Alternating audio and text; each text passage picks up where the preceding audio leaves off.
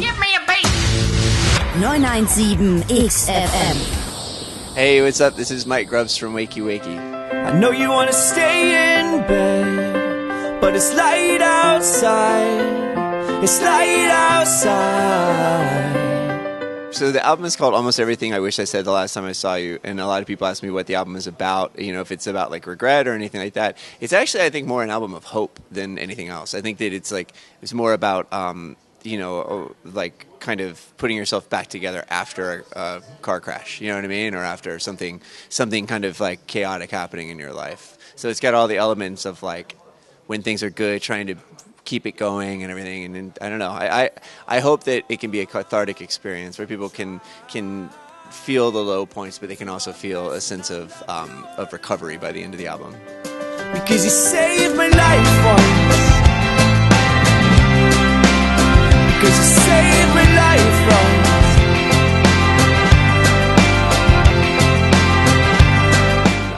I was talking to this guy about it. His name's actually Latch, and he was the father of a whole music scene in New York called the anti-folk movement. And I was talking to him about this band that I was making, and he was like, okay, well, just make sure that you only use the things that you need to tell the story. So don't use a drum kit just because every band has a drum kit. Don't use a bass guitar just because every band has a bass guitar. And so I like to approach the songs that way too. So when the song is done, I sit there and I kind of just close my eyes and I imagine what I want to hear, you know, and then throw it all together on there. And definitely elements bleed in from Brooklyn, you know. I mean, like I live in Brooklyn, New York, and Williamsburg specifically, which is a very you know, it's a very artistic community, and there's a lot of great bands that come out of there in the indie scene, and that kind of puts like a special pepper on top of the, you know, on top of the Wakey album.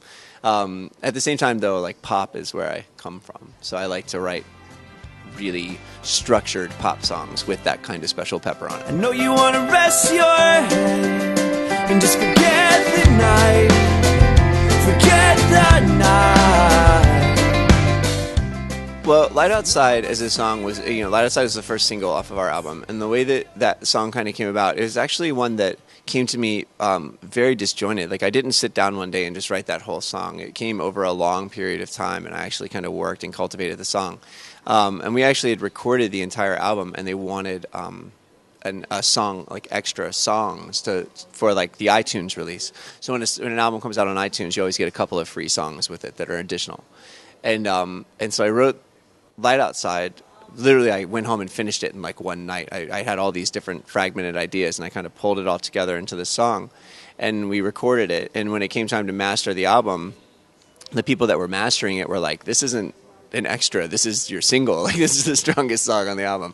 I think it's so funny that the songs that I always like, I never think they're going to be hit songs, are always the ones that people really grab onto, which always makes me happy. Get you up 'cause it's beautiful outside.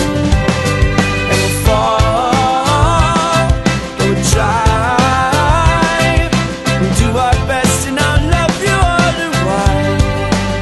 Because you saved my life once. Because you saved my life once. Because you saved my life once. As I live in New York, do I prefer cities or do I prefer small towns? I definitely am a city boy. I think at this point in my life, it might just be this point in my life, but I spend so much time in cities, and I'm really comfortable in cities. Like yesterday, for instance, we were in Cologne, and I had to go. I got there a day before the band, and I was like alone in the city, and I don't speak German. I know how to say like hello, and that's really, you know, I have very few phrases, and none of them are very useful in real life. So I got to the city and I was like, okay, I really want to go into town, but I don't speak German. I don't know where I am. And I was like, you know what? I'm just going to figure it out. I ended up having the best day, and I made it there on the train by myself. I had no idea what station I was going to. I just figured it all out for the maps, and I went to town and had a great time, and I made it home safe in one piece. And that to me is that's really exciting. That's as exciting to me as hiking on a trail. You know what I mean? Like being out like on the side of a mountain somewhere, because I'm seeing all these amazing, cool things. I think that when I have a family, you know, like if I ever have kids and all that stuff, I might want to move somewhere where we can not be in a city for a while, just for the beginning. But city will always probably be where my heart's at. You're flat on your face in a field 50 feet from a burning Cadillac. At least you were thrown clear, as I'm still stuck in here. Kick off my shoes, I let the flames crawl up and burn right through me. I'm silent as a movie. I always thought you knew me better. Okay, so German phrases that I know, I actually know them all incorrectly. So I don't really say anything right. I think for Hamburg, specifically, I say moin moin, which means hello for Hamburg. And people always get really excited when I say moin moin. They're like, oh wow, cool. But I save that just for Hamburg because I don't know where else in the world I'm supposed to say it. And then I have one really bad pickup line. That in German, I have a German friend in New York that I was joking with, and she was trying to teach me all these phrases, and I couldn't remember anything because it's such a beautiful language, but it's big, complicated words for me, and for some reason my brain just wasn't wrapping around it. So I said, okay, I need a way, like if I meet a pretty girl in the bar and I want to flirt with her, I need something to say. And we went through like 15 different things, and none of it worked. And finally, we settled on this. I'm going to do it straight to the camera. So this is it. Ich und du, ja? That's it. That's it. It's horrible. I know, it's really bad. And I have, meine Damen und Herren, willkommen il Konzert de Wakey Wakey. Does that work at all? Ladies and gentlemen, welcome to the Wakey Wakey concert. I probably said it wrong. That's what I mean. But, I know how to say spider, spinners. Spinnen, yeah, spider. But evidently that means crazy people, too. Guten Tag. Guten Abend, danke schön, bitte. This is a good one. Zwei Bier, bitte. Yeah. Zwei Astra, bitte. Yeah.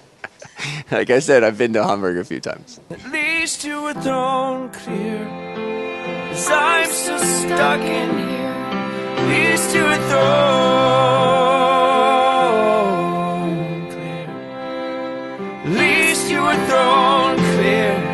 I'm still stuck in here, and I'm still stuck.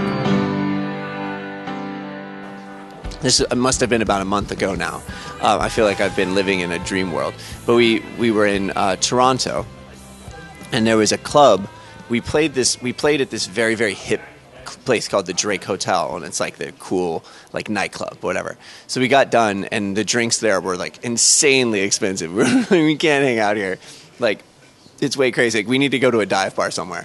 And we found out that there was this karaoke night down the street that was supposed to be like the really cool, like almost like hip karaoke, like we went down there and it was just packed with these really cool kids, and you couldn't even get in the door though. It was like crazy. And Casey Shea was supporting us. He's another artist that's on Family Records, and he was supporting us at that point on the tour. And he was with us, so he wanted to get in. He was like, I'm going to bother this doorman until we get in here. He's like, just trust me. So finally, it's getting toward the end of the night, and finally, we were like, forget this, I don't stand online. So we went to another bar, and we're sitting there having a drink. And suddenly he came running over. He's like, guys, we're good. Come on. So we all went into the bar, and he got up and sang this Journey song, and it was like, it was the wildest thing I've never seen a club go that insane. I mean, really will remember this night until the end of time. And it's funny because we play in audiences we've played in front of 5,000 people before. I've sat alone on a keyboard and played to, audiences. And this was one of the most insane performance experiences of my life, was literally standing behind him and singing backups on this Journey song in this club because the whole place went insane. At one point, he stood on the back window and was like grinding against the window, and he leaned backward and poured his own beer on his own head and was going like that, so beer was flying all over us and the whole audience and everything. At the end, they were like worshiping us at that club and giving us like free drinks, and this like I swear that someplace in Montreal, someone's sitting and discussing the performance of Casey Shea that night in the theater. It was legendary.